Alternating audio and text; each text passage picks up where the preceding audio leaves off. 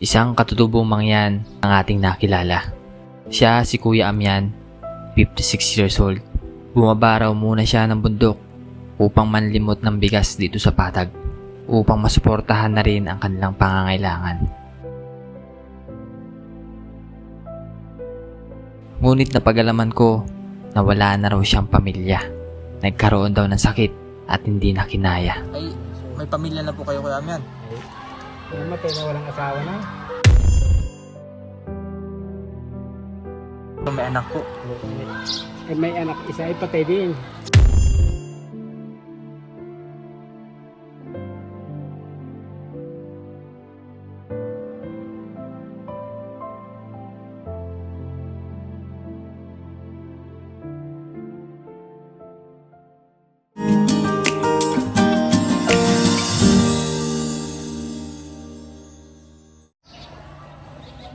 So yung mga babayan at may nakilala po tayo ditong isang katutubo.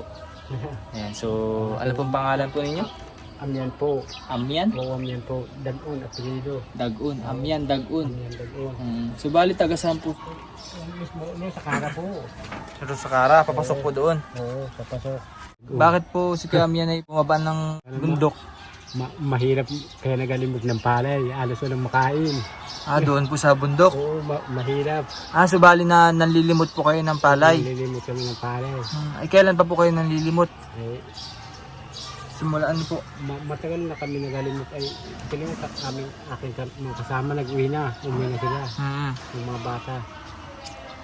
Kayo na lang po natira din sa bayan? Oo. Pero malimit kami dito sa bayan. Dahil nakakasakop din itong bayan Bansud, kilala. Opo. Bukod po sa ano pong trabaho nyo dun sa bundok, sa tribo nyo po dun? Wala. Yan lang katanim ng mais ay. Pero pag walang nilagay ang ipot, hindi naganda ang tanim, mahina. Nalulugi po? Oo, kuhon.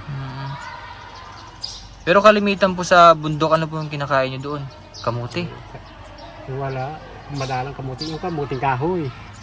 Yun po. Walang kamuti. Pero sa ngayon po ay nanlilimot po kayo ng bigas para man makain ng bigas. Ganun po kahalaga sa inyong bigas. Para may mapagiling. Nakakailang ano na po kayo? Gano'n na po karami yung nalimot nyong bigas? Nakaisang kaban ako. Nakadalawang kaban na. Dalawang kabana sa panlilimot po? Oo, parang. Marami na no? Pamangkin. Dalawang kaban, isang kaban na pagiling na. Opo. Tapos dinala na doon. Kaya po iniwan na muna kayo pansamantala dito? Oo. Kasi dinala na po yung bigas? Oo. Grabe yung sipag ninyo ano. Dahil sawa na paglimot eh. Kaya umisa.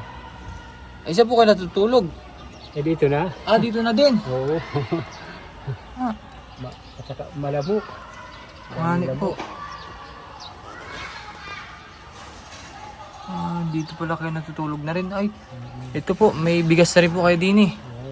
Bigay din sa akin yan. Bigay din po? Oo, din sa palengke. Grabing katatag ni Kuya Amyan ano. Yan apelido Dagun.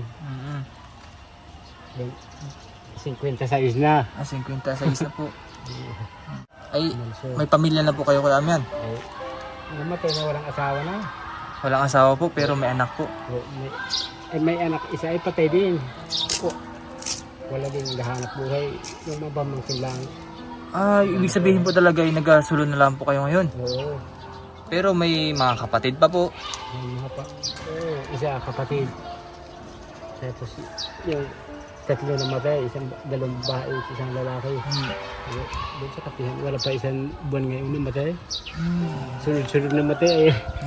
Hindi ang sakit eh. Pero sino po yung kasama nyo ngayon sa buhay? Siyempre yung bakit kayo nagsisipag ngayon, bakit kayo nanilimot ng bigas, napakarami, pero sino po yung sinusuportahan nyo ngayon? Wala. Sa sariling pagdahanap talaga, walang makain eh. Dahanap ng magsipag wala din gabigay sa akin.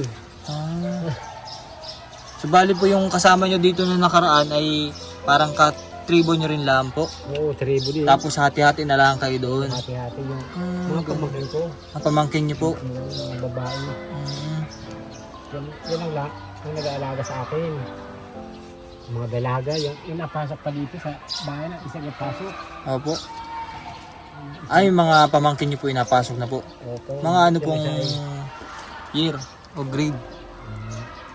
Ang awan kung anong green na. Dalaga na. Ah, dalaga na po. Oo. Kakatuwa.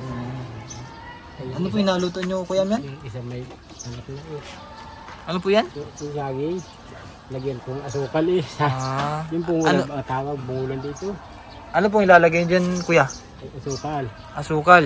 Ay, parang ano, sinulbot. Oo. Masarap pang sabaw. Matamis. Pang ilang araw na po yan. Gabi ko ako doon, kasama. Okay, kay Tatay Jesus. Oo. Oo, bigyan pala si Tatay Jesus. Oh. Ayun kasi yung bahay ni Tatay Jesus yan lang ho. Maganda. Mabuti maganda ng kanya yan sa akin ay kubulaang yung. Ano pong klase yung bahay niyo po doon? Yung parang kubulaang, kugon. Kugon. Yung ganit. Pero malaki dito ay parang ganito lang. Ikaw lang po mag-isa doon. Ay, yung pamangkin nga yung mga maliliit pa. Ay, sana po yung makapunta po ako doon sa inyong tribo. Para pa kahit pa paano po makita ko po yung inyong kabuhayan doon. Para nga makapunta. Basta yung ang tawag doon, kapihan, batong buaya. Kapihan, batong buaya. Oo.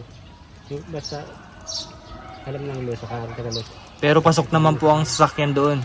May pasok, sa Minto lang doon, sa Barrio. Kaso lang may ahunin, pag mahabang ahunin eh. Pero Sasakyan.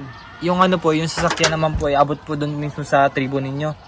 O kailangan po maglakad po. Ay abot, ay may daan pa nga pa, ikot dito na sa malapit sa may Tulay Bansod ang ikot pa sa amin sa Barrio.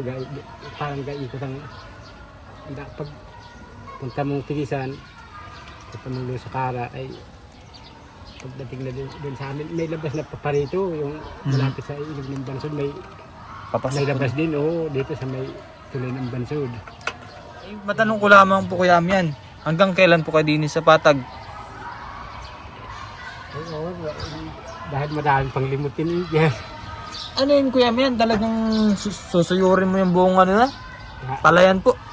Kayo lang pong ano, sobrang init ngayon. Yung pinakasawa na ay uwi na. Grabe yung tatag ni Kuya Mian pagkuha ng ano, palay. Mainit talaga eh, matindi, mainit. Oo, nakikita ka daw ni Tatay Jesus na naninilimot ng palay ay wala kayong damit. Oo, walang damit at saka walang payong. Ay, ingat Kuya Mian kasi Talagang sobrang init ngayon. Baka kayo sunog na sa parang paglimot. Opo. Siya. Mahirap talaga. Ay, wait lang. Uy, kung may bibigay po ako sa inyo, wait lang ha. Kaya mga babayan, nakilala natin si Kuya Amyan sa pong katutubo, buhid. So ito pala yung ano, yung palay na sinimot ni Kuya Amyan. Oh, grabe, ang dami na po. Palay na po talaga siya. Sobrang kasipagan ni Kuya Amyan ay nakakadalawang sako na daw sila, 50 kilos. Dalawang kaban po ano Kuya Amyan? Dalawang kaban yung hindi pa napagiling, may balat, may ikon pa, may palay pa. Paano po yung paggiling nyo? Manual? Ha? Hindi po makina? May, Makina na ho? may giling. Oo. Papagiling nyo po? Oo. Ito Kuya, may bibigay po ako sa inyo. Ano yan? Tinapay po, tapos yung konting ulam, kung ano man po. May asukal dyan eh. May iso. Opo, may asukal na rin po dyan. Sa ano? Ganito din ang yung malinis na katulong sa amin yun. Ganito din ang mga tulong ngayon, pagkain. Opo, sa merienda. Salamat. Opo. Ay doon sa isaw. Meron na po yung Tatay Jesus. Ako, saka yung sa kapihan. Ayan. Sige po Kuya, at hindi na kita abalahin pa no. At kami ano rin naman, papanik na rin. Salamat po. Salamat. Salamat din sa Cyril. Ren. Fred. Sige po. Salamat po. Salamat. Bait. Sige po. Taga Pinamalayan kayo. Opo. Sige kuya, salamat po. Sana po makatulong po kami sa inyo dyan. Salamat. Sige po, bye-bye.